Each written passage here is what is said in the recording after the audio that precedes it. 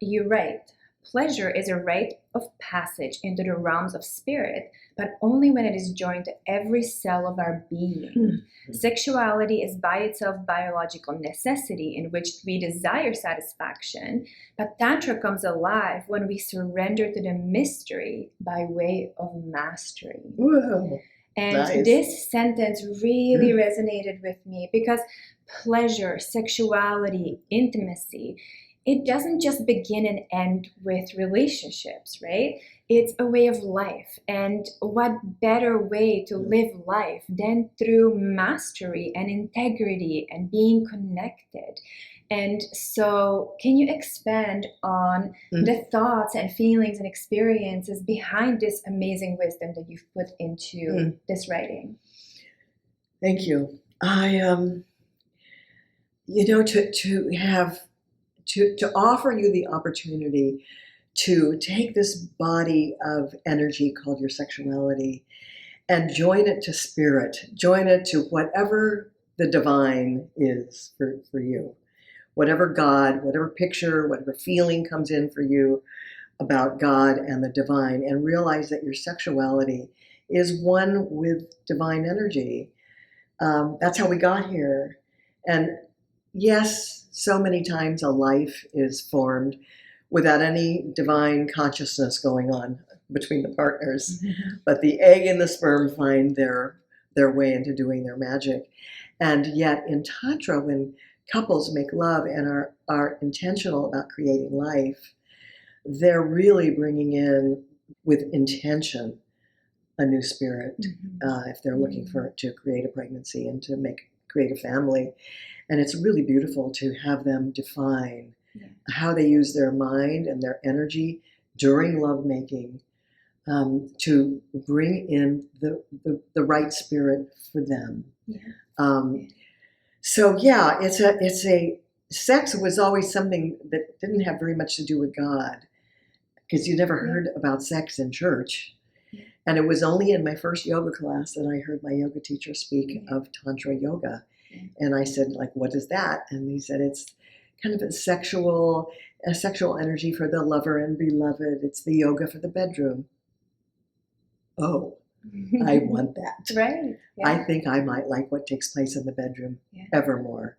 Yeah. If it could be anything like what I experience in yoga, which is peace of mind. Yeah, absolutely. And union with the divine. And what a better way to experience something that we all are doing, that we're all part of, because sexuality is so much more than just procreation. Yeah. It's connection. It's connecting with your beloved. It's energy creation. It's manifestation. There is so much energy when you add intention to your physical. And so learning to add this intentionality, this beautiful spirituality. And, when Caroline says God, she doesn't mean a Christian God going to church. No. God is an ever-present energy. The universe, whatever God means to you can be yours. The universe, energy, God, Jesus, whatever feels good to you, that is God to you. That's why we say, God is. Because it is the highest form of expression. And so I love that about Tantra as well. It's, like you said, it's just a way of being. It's a way of being intentional with your body, mind, but also your spirit. And if we're truly honest with each other, even if you don't believe in spirituality or religion, connecting your physical, emotional, and spiritual being is part of being human, because we are not robots. There is just something to be said for that spiritual essence of life. Yes. And bringing that into our daily life, not just into the bedroom, but into our daily life, into our partnership, seeing our partner as somebody who's divine, who is that precious energy. It can shift a relationship just like that. And it does shift a relationship just like that. Because we're so disintegrated. We are so not integrated at the way we're raised or the way we are taught. And it really is the umbrella of yoga, Tantra Yoga being like the yoga for the bedroom, okay? Yeah. Or the yoga of love. Yeah. And then people go, well, yoga, isn't that some weird religion? I don't know what it is. Yeah. And to me, yoga was simply the invitation to become integrated. Mm-hmm. When I say integrated mentally, physically, spiritually, to understand that the powerful energy centers that run through me that are very much real and have been for tens of thousands of years in ancient cultures, and to integrate all that energy into one divine human being, that's when I began to embody I am tantric and I am a goddess and I am divine. And that didn't have anything to do with my ego. Yeah, absolutely. So for our listeners who are maybe hearing these concepts for the very first time, is there something you would suggest that they could start as a practice with oneself or with their beloved, with their partner, with their husband, with their wife on a daily basis? Because just as we brush our teeth and take a shower to stay fresh, committing to that emotional and spiritual hygiene is so important. And I have found no better modality than Tantra to really take care of that aspect of life. So what would be your suggestion? First two things that pop into my mind. Begin to take deeper breaths. Much deeper breaths. Because we all go around barely at the top of our breathing. So the practice of deeper breathing and eye gazing. Opening the eyes and really looking into your beloved and letting them look in to you. So when I sit here with Ilona, I am gazing into her beautiful soul and I feel her gazing into mine, and I welcome your gaze. And I take a deep breath of that connection as the necessary food that in the air that I breathe is the connection with another. Beautiful. And in this case, it's with you. At home, it's with my partner. When I look in the mirror, it's with me. Beautiful. Beautiful. So try that for yourself right now. Close your eyes and take a deep breath in.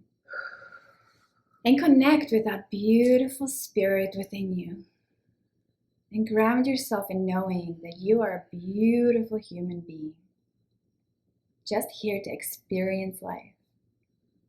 And if you have a partner beside you, gaze into their eyes and breathe in their essence and acknowledge them for being a beautiful human being, having their very own experience.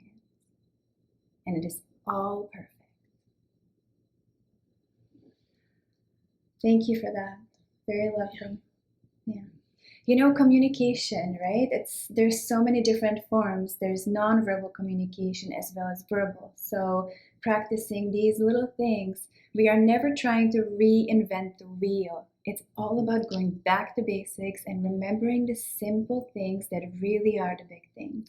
Yeah, the simplest things are breathing, which we do every day anyway. We have to, or we're not going to be alive. Exactly. And connecting with our heart center, which is what we started off saying, that we think with our heart, we let our heart be the guide for what we choose as real. Yeah, absolutely. So breathing and connect to the heart center, your own and your partner, and you're off to a really great start. I love that.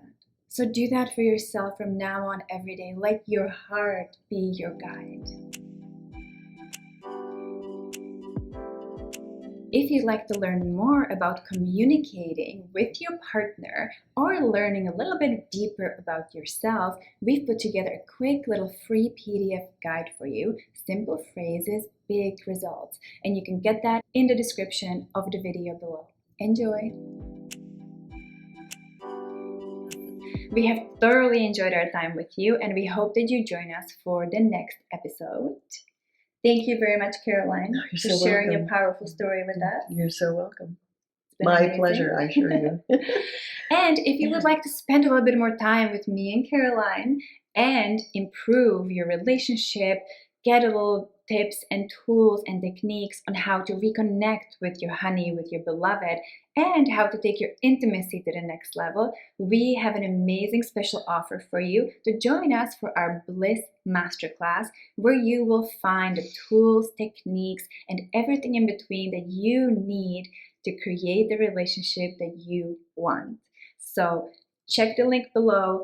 We will link it all there, and we will see you in the next episode. Yeah, we'll see you in the area of bliss.